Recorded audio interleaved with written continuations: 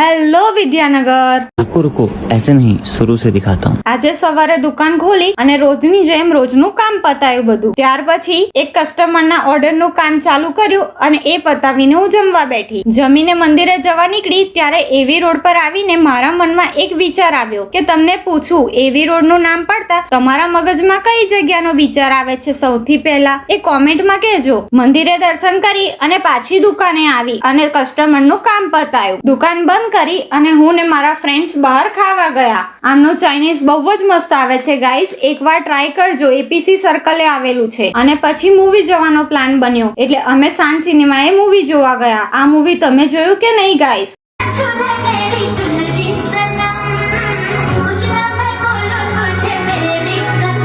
અને ફ્રેન્ડલી કહું તો આ મૂવીમાં મજા નથી, પણ ફ્રેન્ડ્સ સાથેના મોમેન્ટ્સમાં ફૂલ જ એન્જોયમેન્ટ મળી ગઈ। તો મળીએ નેક્સ્ટ વ્લોગમાં ગાઈઝ। લાઈક, ફોલો, સબસ્ક્રાઇબ કરવાનું ભૂલતા નહીં।